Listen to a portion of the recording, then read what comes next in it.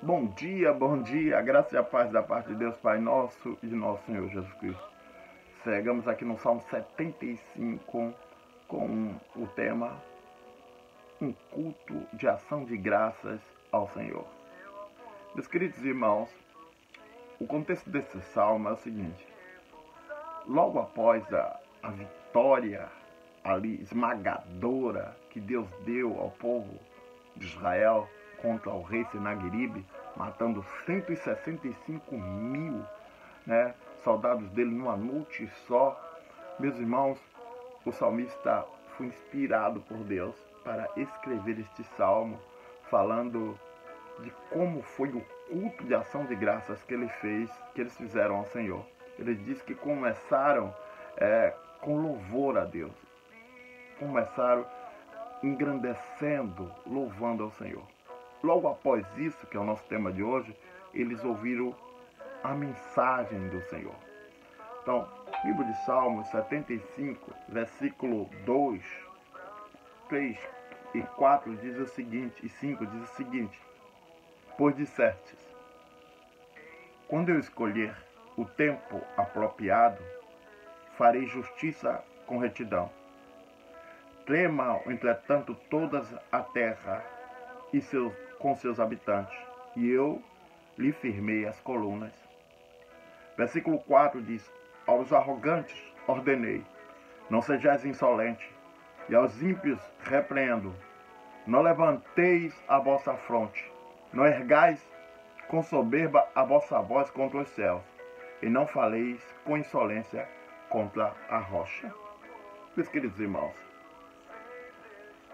todo mundo quer louvar a Deus, todo mundo quer que Deus escute a nossa gratidão, o nosso louvor. Mas com o mesmo desejo, devemos ouvir a mensagem de Deus. Isso é de suma importância. Todo culto que se preza tem que ter a mensagem de Deus.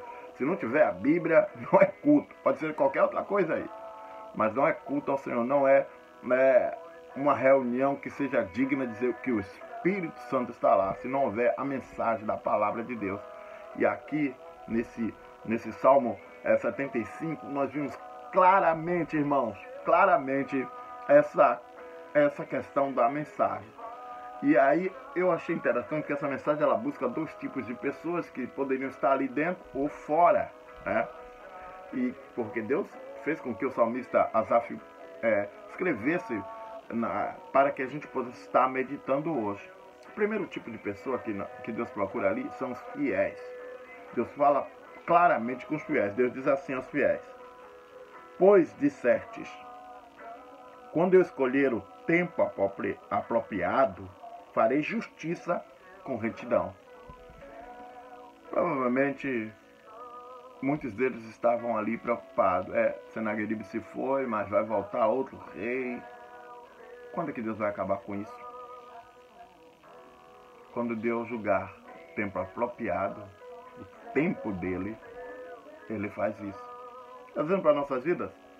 Quantas vezes nós vemos os ímpios prosperando, o mal operando no mundo, e a gente diz assim: poxa, cadê Deus? Por que Deus não age? Deus tem o seu tempo certo. Deus tem o seu momento exato de agir. Lembro-me que quando Abraão só tinha um filho, e Deus deu para ele um sonho, uma visão, não lembro claramente o que era, mas Deus falou para ele assim: tá vendo essa terra? Eu vou dar aos seus filhos. Mas isso só acontecerá quando encher a medida. Eu acredito que há uma medida de Deus para toda essa situação que nós estamos vivendo. Vivemos em um mundo onde há políticos malignos, líderes usados pelo inimigo, pessoas más, mentirosas, falsas, pessoas infiéis. Nós estamos vivendo um mundo assim, de muita angústia, muita dor, de muito sofrimento. E parece que Deus está ausente, mas não. Deus está esperando encher a medida. E quando encher a medida, Ele vai julgar toda a situação, todas as coisas. Isso é tão claro que no versículo 4, versículo 3, melhor dizendo, ele diz o seguinte: tremam, Entretanto, toda a terra com os seus habitantes, e eu lhes firmei as colunas. Todos vão tremer, todos vão cair ao chão, mas só aqueles que estão firmados na rocha é que vai estar guardado.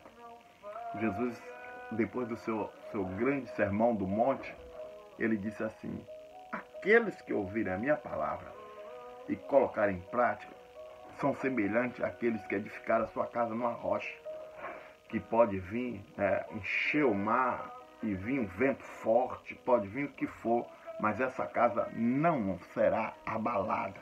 Assim é a vida da pessoa que escuta a palavra de Deus e pratica. Então os fiéis, eles passam por dificuldades, mas eles não ficam lá eternamente. E não vão ficar lá eternamente, porque Deus vai os guardar, Deus os guarda, Deus os protege. Os posicionamentos que eles tomam, que parece que são posicionamentos de gente até inocente, bobas, são posicionamentos que vai ricamente abençoá-los, vai guardá-lo, vai de certa forma livrá-lo, porque Deus vai estar ali confirmando a sua palavra, a sua postura, né?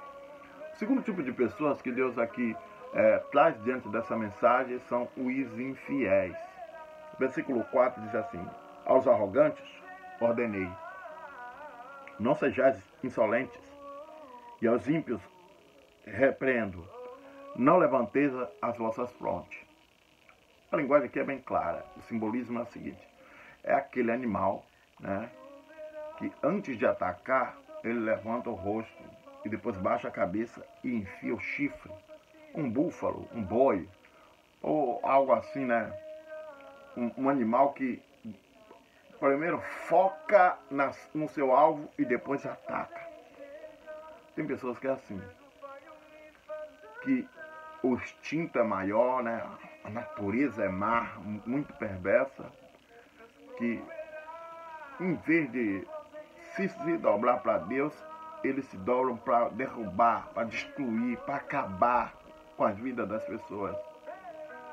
Deus está dizendo aqui, quanto a vocês, arrogantes, não sejam insolentes, não sejam prepotentes. A Bíblia diz que o orgulho, a soberba, precipita, acelera a queda. E a humildade, irmão, ela é recompensada com a exaltação. Tem gente que está assim, com um sentimento infame, com desejo infame de destruir. No versículo 5, ainda Deus falando aos infiéis, ele diz: não ergais com soberba a vossa voz contra os céus. Que tem gente falando mal de Deus, das coisas de Deus. Meu irmão, isso está mesmo em tudo que é local. A gente precisa, de certa forma, irmãos, controlar os nossos lábios. Controlar. Então, muitos os infiéis são assim. Eles são insolentes, eles são soberbos, eles falam contra os céus. E ele diz no final: não fale com insolência contra a rocha. A gente não pode atacar um Deus todo-poderoso, tremendo. Então, Deus falou para você que é fiel e falou para você que é infiel. Se você quiser continuar sendo infiel, não tendo a rocha como a pessoa que pode te sustentar, certamente o dia mal virá. E aí o sofrimento vai acontecer na sua vida.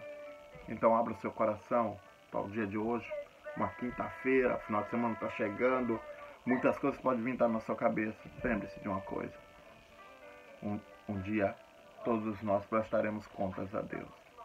Essa mensagem fala disso.